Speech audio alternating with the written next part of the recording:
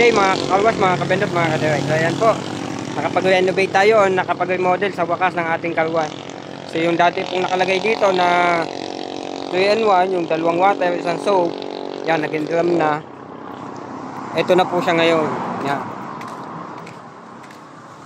Nakasyam na taon naman po yan. Nasulit na yan. Talaga namang sulit na yan. Napakinabang. So ayan po siya dati. So naging remodel na po natin siya. Ito na po siya ngayon. Yung dating 3-in-1, ginawa ko ng 7-in-1. So wala pa lang tayong tarpaulin. Ayan po, 7-in-1 na siya. Tapos yung luma muna natin yung silang ginamit. Kasi kulang-kulang pa tayo sa pyesa. And isiningit ko lang po ito habang nag-aantay ng pyesa. Kasi nga po may mga pa-order pa tayong 3-in-1. So habang naghihintay po ay ginawa ko muna ito. So inimpisahan ko po ito ay nung Monday. So Miyerkules na ngayon. Kaninang umaga ay napakinabangan na uli siya. So 2 araw siyang hindi napakinabangan ng car wash ko. Kasi nga po nag-remodel tayo. So heto na po siya ngayon. 7-in-1. Dalawa pa rin pong water. Yan, water. Water uli.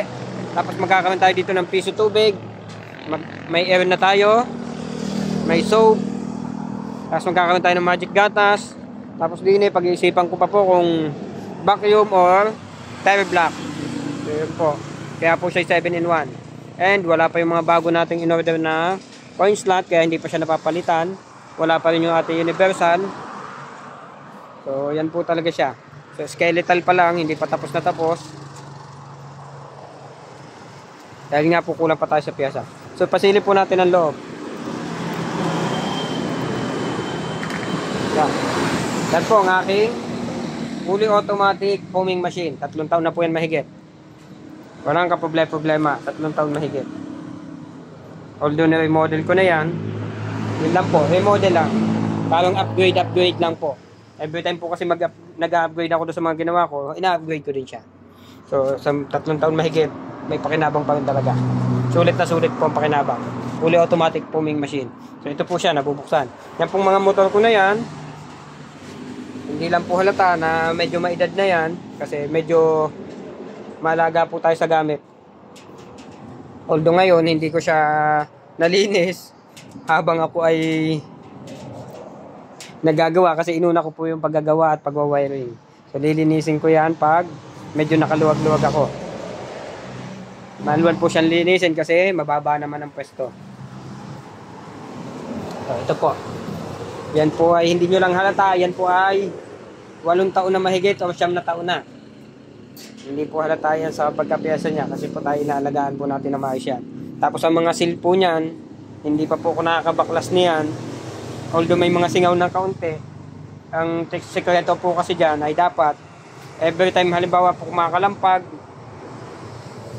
huwag nyo na muna ipagamit. Pag may maling pressure, mali ang timpla, mali ang belt, huwag nyo po muna ipagamit. Ayusin nyo muna.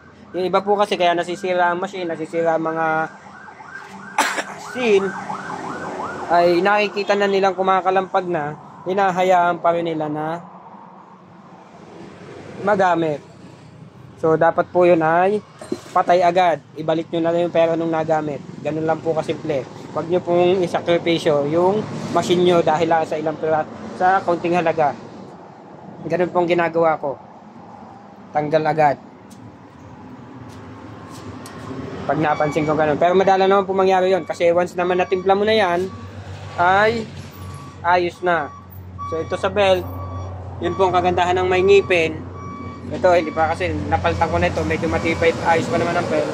Yung belt lang po madalas mapalitan dyan kasi naluluma, nagagato. So wala naman po tayong problema. Ang kagandahan po ng may ngipin ay yun nga po, naiiwasan po ang pagkasira ng ating motor kasi hindi po dumudulas. So ayan po ang mga pyesa niya sa loob. Yan, naglagay tayo ng ilaw para pag magagawa ko. Hindi pa lang ako tapos kaya nandiyan pa yung mga gamit ko. Kasi kulang-kulang pa po, may mga kulang pa na board dyan. May kulang pa tayo doon. Although nandito na, hindi ko pa na kinakabit.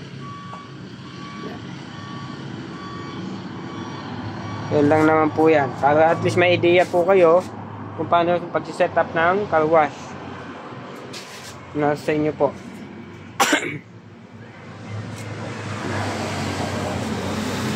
So hindi po natin pinagdadamot yung ating laman sa loob para at least may idea po kayo.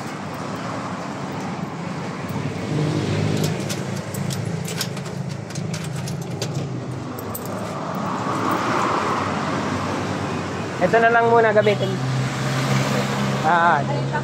Pero ay Ayan. sabon. Ayos yan.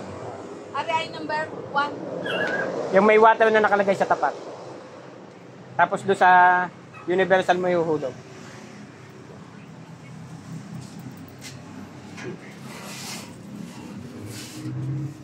So yun lamang po. Yun lamang po mga kalos, mga kabedot, mga kaduhay. Please like, subscribe, and share. Thank you.